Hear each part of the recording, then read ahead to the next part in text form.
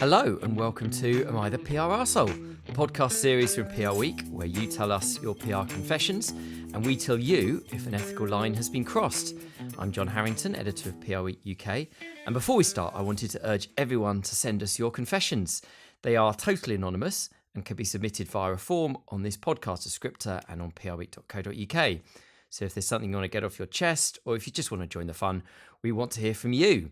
Now, as always, I'm joined by our paragons of moral righteousness, Shayoni Lynn, Chief Executive and founder of Lynn Advisory Group, don't laugh, and Richard Fogg, MD of the Hoffman Agency UK. How are you both?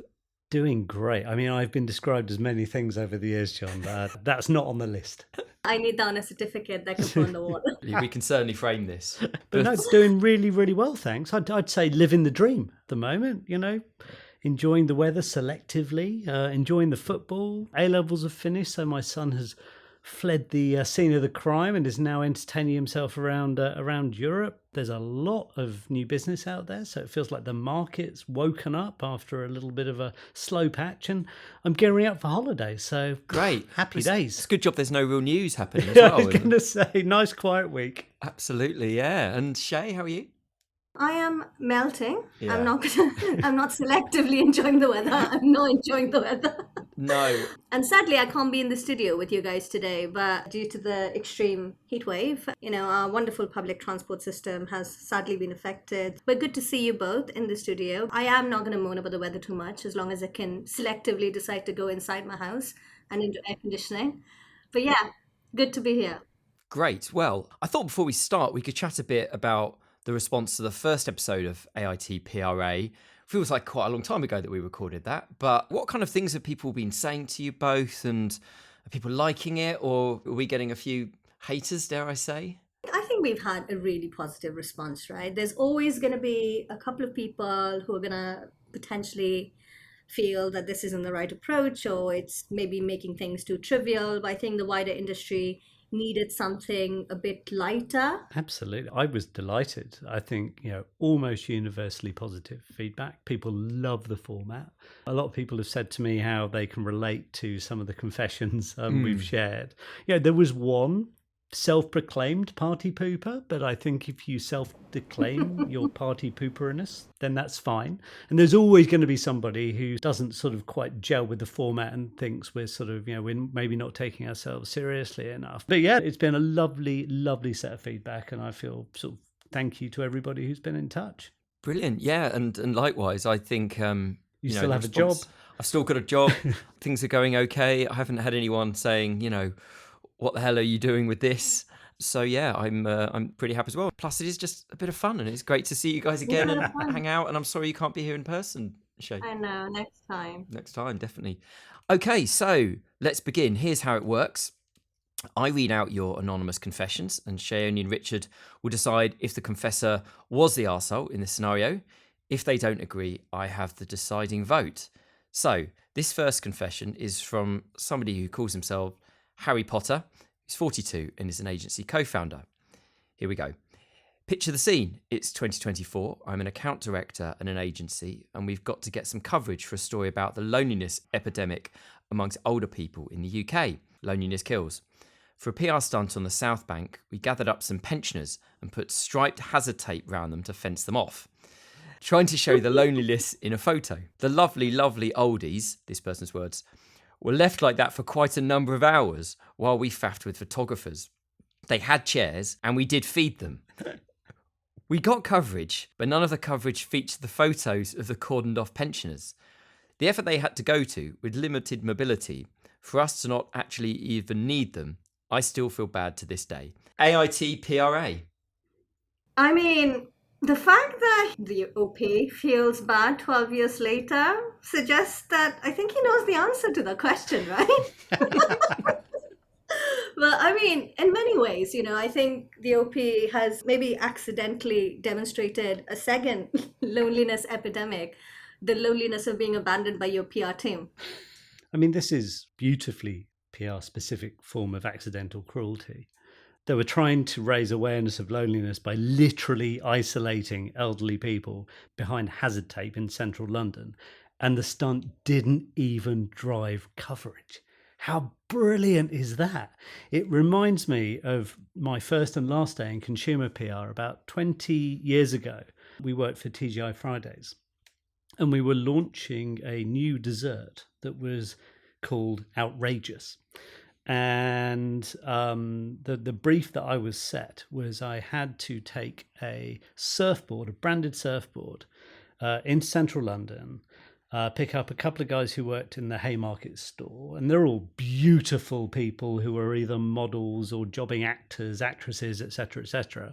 And we had to go around London with a snapper and try and take some outrageous photos. Which was quite an enjoyable day, all told. The best photo I think we got was outside of Buckingham Palace with two basically naked people hiding behind a surfboard. And the campaign itself did absolutely brilliant, but the photo was only used once, and that was in the campaign write-up in PRWeek. Oh, really? Should I feel proud? I don't know. Way before your time. Yeah. Way before your time. But yeah, that the only time we were actually able to use the photo. The campaign did its job anyway. But yeah, just one of those annoying situations when you're like, oh, that was a really good, sort of wrapped it all up nicely in the same way that Harry Potter had sort of created these wonderful photos that really sort of put a face on the problem. So there you go. You can try, but you won't necessarily succeed. Yeah, there's a funny one here, isn't there? I mean, I guess you could argue that if the pictures had been used in a few titles, you could still argue a few of these things aren't necessarily ideal. I think having people with limited mobility behind like some hazard, some striped tape. Also, we don't know what time of year it was. I mean, if this was in February, I don't know, it feels like close to abuse. Or indeed, if it was 40 degrees like it is today, almost. I mean, the fact that, it has to be said, saying I am relieved that they had chairs and sandwiches, but we fed them is generally not the standard defense I would be personally reaching for. Yeah. I think nothing says we care deeply about elderly people like making the commute into Zone 1 and ignoring them. Yeah. I think that's a really strong starting point. I agree. I mean, yeah, it's a difficult one, isn't it? On the one hand, I guess sort of in this person's defense, it was a good cause campaign. So we all agree with that. And maybe this is just someone, and not necessarily this person, this guy was an account director, so it wasn't even like, he probably didn't come up with the campaign himself. So I guess, could you argue that he was just following orders and it was some wayward creative who didn't really think of the practical implications that should really be the person with head on the block for this one? Or maybe it was like method PR, in the sense that sort of, the campaign message was loneliness kills and the execution was let's stress test this. Let's see if it actually works. This sounds like a horrible dystopian future that you're describing of our industry. Wow. Definitely a very cautionary tale. A lot of earned media from that. I mean, look, in fairness, the campaign was ahead of its time. 10 years later, and we're still sort of, talking about loneliness, although in fairness, most of the solutions I put forward typically don't involve hazard tape. No, I was going to make that point. I don't think that quite works. If you're talking about loneliness, if hazard tape is like they're a danger to people, then no one's saying they're a danger.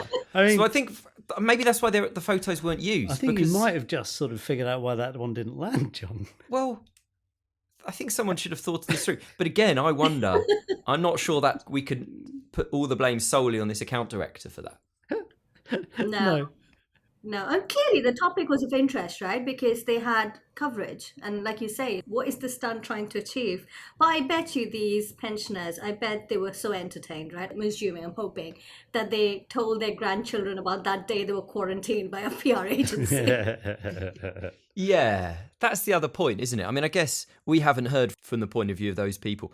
And also, this person called them oldies. I wouldn't necessarily use such a word, but it might be that they were perfectly fine. And as you say, they were quite happy to have like a slightly surreal day out in central London. And then maybe after that, they went to, I don't know, TGI Fridays in Haymarket, maybe. Who knows? That would have been around the time you were working. Probably about right. Probably was. So that's where you go. And it was actually the year I joined PRWeek. So this is all coming together.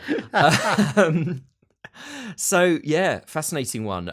Any other points, or should we go to the voting? I think I'm ready to cast judgment. Okay, cast away. Shay? I mean, I don't think it's an arsehole move. I don't think it's AITPRA, not an arsehole, but I suspect it's one of those campaigns that OP will remember every single time someone suggests a stunt. I'd agree. Not the PR arsehole. The campaign landed its message regardless, and the pensioners got a packed lunch and a strange story for their grandchildren. Great. Well, there's the verdict. NTA for Harry Potter. So, our next confession is from Honest Joe. I love this. Can I just declare a bias? I love this. This is fantastic. Yes, well, I sort of agree with you. Let's see what all our listeners think as well. So, Honest Joe is an agency director in their 30s. Okay, quote, "This is a weird workplace moment. I still can't quite unpack. I work in an agency, the kind where everyone says they want honesty until they actually get it. A colleague had been passed over for promotion a couple of times already, but was absolutely convinced this round was finally theirs. Confidence was high, despite a pretty consistent track record of not landing it. A few weeks before decisions were announced, they asked me directly if I thought they were in contention.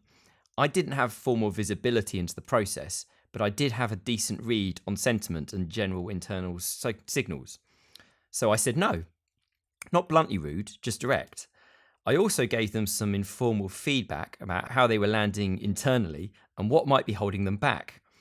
Probably more than I should have said, but it felt like useful context in this moment. And we were close. They did not take it well. There were tears. The next day, it was escalated to our boss, and I got pulled up for it. For context, this is someone who is, let's say, not always easy to work with. High intensity, a bit abrasive, often doesn't pick up on how they land, though I obviously didn't put it like that to their face. Now I'm stuck on it, because I thought I was doing the honest colleague thing. No sugarcoating, no cruelty, just a straight answer to a straight question. But apparently there's a version of honesty that's acceptable in principle and another that gets you in trouble the minute it lands badly. So am I the arsehole for answering honestly when asked, or is this just what happens when workplace truth meets ego and timing? AITPRA. Wow. Have you ever come across situations like this in your time? Obviously, you can't go into details, or spoken to people who have? I mean, I think there is something as too much honesty, right? And the fact that this submission was, year long, clearly is something that has troubled the OP as well, right? But I'm keen to hear Richard's reflections before I share mine. It's the eternal workplace paradox, isn't it? And that everyone wants honesty, but nobody wants dishonesty. The more I read it, the more I think Honest Joe is guilty of only forgetting one of the oldest rules in office life, and that is people often ask for insight when what they actually want is reassurance.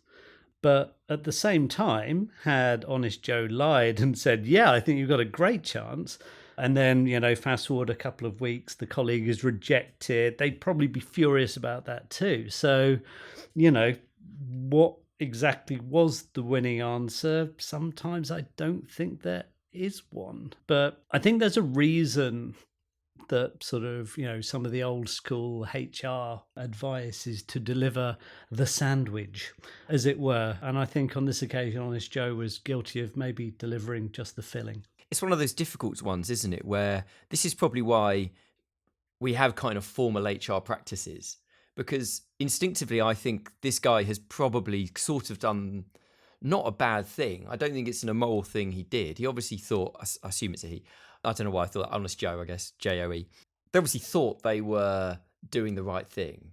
Like, clearly, they had no ambition to give this person the wrong impression. And actually, sometimes being cruel to be kind is fair enough. Sometimes we all have to have someone in our career at some point, whether that's a line manager or someone who's from the sidelines to some extent saying, you know what, I think you should stop doing that and start doing this more. So I don't think it's a bad thing he did, but I also think procedurally, this is why HR practices exist, because what this person could maybe have said was, I mean, maybe this is a bit of a cop-out, but perhaps I'm not directly connected to this, I'm not entirely sure, and then maybe distance it and said, I know that people who have been promoted in this kind of situation, what I've noticed about them is they've often done X, Y, Z.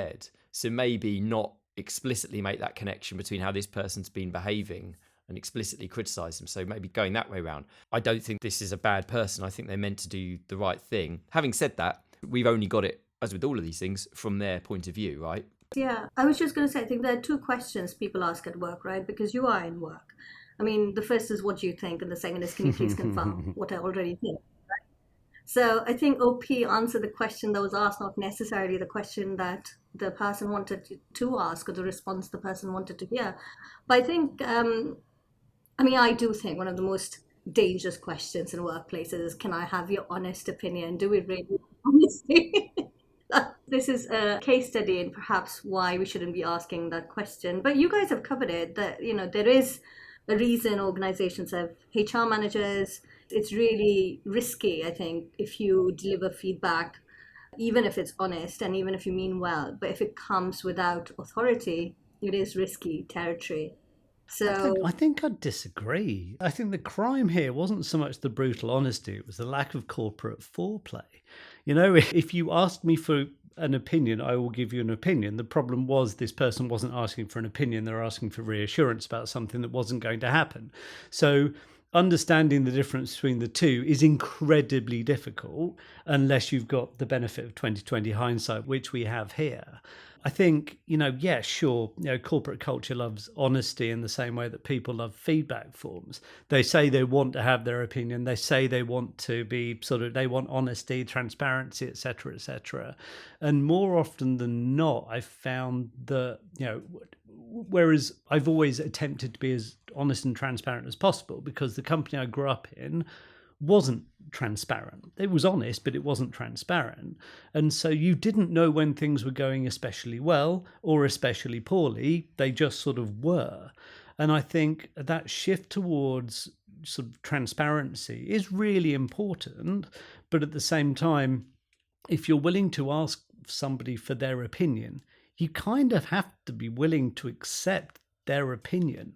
And I think that's where this sort of frustrates me a little bit. Honest Joe got reprimanded, right? Got reprimanded for being honest, which sends a wonderfully clear message to everybody else about what this organisation actually thinks about honesty and transparency. Hang on, I've got a different view on this as well. So as we know, this is one lens, but I do think phrasing is key here, right? So there's a world of difference in how the feedback was delivered. Was it delivered to the lens of, mate, I know you really want this, but I'm not sure? Or was it delivered something like, no offense, not being funny, which can be a massive arsehole comment. So again, how was that feedback delivered? But I think, from the length of the submission, and clearly this is something that OP remembers, I would say you've learned an important lesson. Like you, Richard, my sympathy is divided because this person asked a question, OP answered it from what we know, but there is a difference between being right and being useful and helpful. And sometimes the kindest thing to do isn't giving someone the answer. It's helping them work that out themselves. Being right and being effective are not necessarily the same.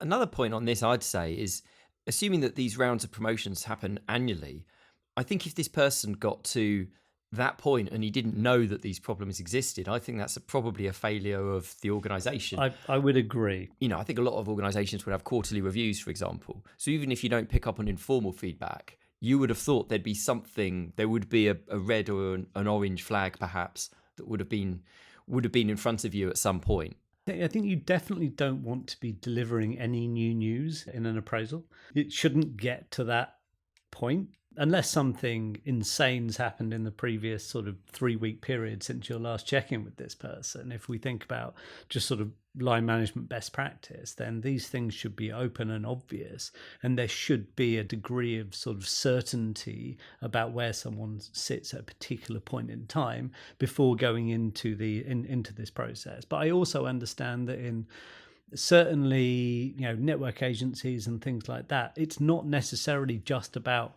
where that individual is on their objectives, job descriptions, things like that. A lot of it is down to, well, we're only making X many promotions, or we're only, there's complete hiring freeze, or there's complete promotion freeze. I used to sort of mentor people outside of our organization. I was stunned to hear that you could have ticked every single box and more in your JD, in the next JD, against your specific objectives, and still not be promoted, because that's just the way that organization worked. So, but this individual knew that before going into it. So I think as long as there's sort of not selective transparency, let's say, but quite obvious transparency, then I think you sort of mitigate that kind of thing. Shayoni, what do you think?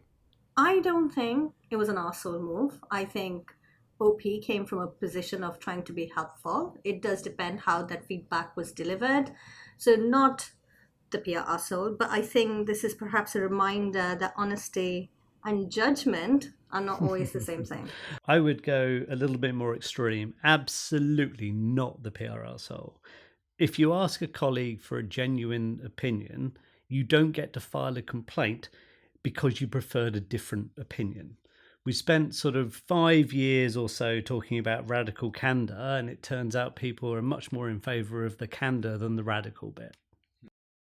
Well put, and I agree. So, another NTA verdict. Good stuff. So, our final confession is from James, an agency manager in his 30s. This is shorter. Told both client and seniors that press releases were being issued when I was a junior, but I wasn't issuing them because I didn't want to secure coverage and wanted the client to leave. They did leave, and my lack of outreach was not picked up on. I ended up getting promoted for managing a difficult client. AITPRA. This is absolutely outrageous. It is outrageous, isn't it? The other confessions we've had are accidents, misunderstandings, or moments of pettiness. This is active, sustained deception. This is the talented Mr. Ripley, the PR edition. I mean, this is absolutely outrageous. Almost speechless. Corporate sabotage is the only phrase I can think of. But like the PR spinners perhaps with excellent account management. But the big question, the more I think about this, is really considering what was the mechanism within the agency. So for me, the real mystery isn't what he did, because I think this may be playing out more frequently than we think. He, I assume, the OP. But what really concerns me is how nobody noticed. Yeah. Well, I think in a way it's got some echoes of the previous confession in the sense that it feels like the companies, the agencies involved here kind of need to do a bit better because, I mean, it is quite astonishing, that level of, nonchalance, laziness, just abhorrence of the idea that you might have to do a bit of work just because you've taken against your clients or whatever. That's definitely not the way to deal with it. And I probably think everyone listening to this would understand that. I love that Shai used the phrase account management to describe this. I think this is account manslaughter. This is absolutely abhorrent in every possible way. Sure, we get stuff through from clients sometimes and we go back to them and we say, hey, great, wonderful that you won this award from this person. Nobody cares. So we're going to do you a favor. We're not going to issue this because no one's going to cover it and we'll just be cluttering inboxes and they're less likely to read the next thing we send them. Okay, fine. Yeah, totally understand it. It'll be good for the website. Fantastic. Off you go. There is then the sort of duplicity of basically saying you've done it, but not having done it. There has to be a point at which there is literally zero pickup for this client, like nothing at all. And I'm with you in terms of what the heck was happening in this agency. I think relatively junior at the time.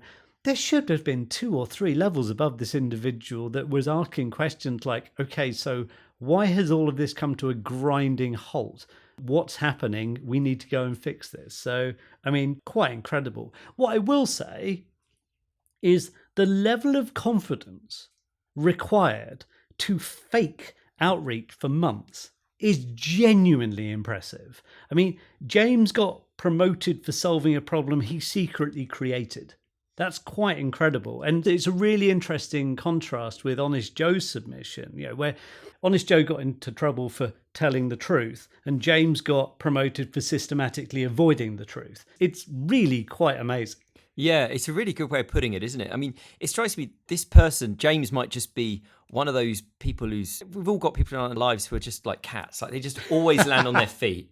Like they don't do the right thing. They're neither sort of moral nor hardworking, nor really got any kind of on an ethical basis particular redeeming qualities. And yet they just get promoted and they just do well in life. I mean, I know a few people like this, and there's something just inherently funny about them, the fact that they exist in our world.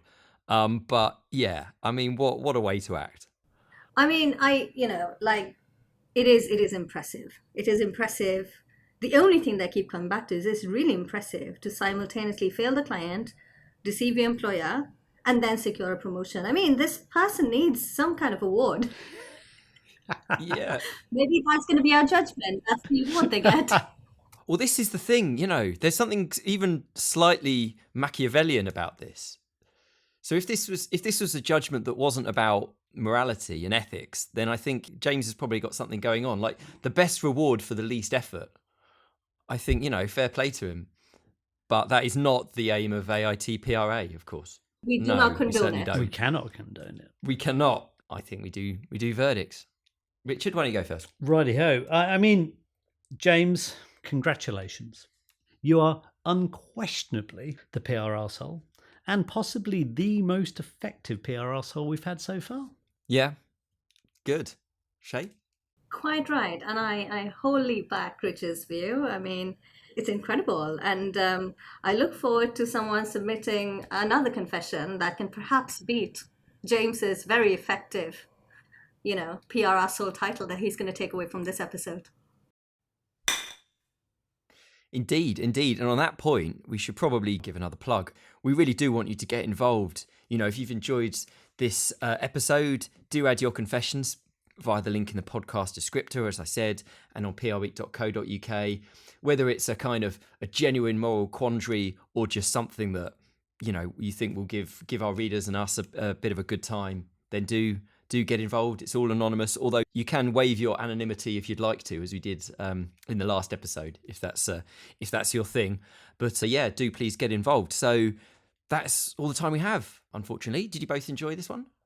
Yeah, I think 3 great fesses sitting on a wonderful spectrum between slightly misguided and call HR immediately. And I think James holds the crown now because while the others made some bad calls, James knowingly ran a covert operation against his own client and somehow turned it into career progression. That is elite level PR arseholery. Yeah, it's kind of PR alchemy, isn't it, really?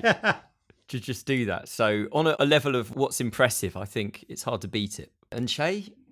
No, I think it was great. If you look back at the 2 episodes we've done, whilst, it's humorous and we are reflecting on funny anecdotes, it also makes me think it's giving us a lens into our industry and the systems that make our industry. It is interesting that some of these confessions are coming from the agencies where, we're finding that there isn't a reporting mechanism, so covert operations can be successful and still be kind of rewarded. Individuals can be rewarded because it's not being picked up on. So I think it's a really interesting insight, albeit some of this is very old data, so to speak. So it'd be really interesting to hear from new age agencies and how they are fitting into that landscape and tapestry. Absolutely. So huge thanks, as always, to Shay and to Rich. And thank you all for listening and for submitting your confessions. The next episode will go live in July, and Beyond the Noise will be back in a few days' time, we think. So until next time, goodbye.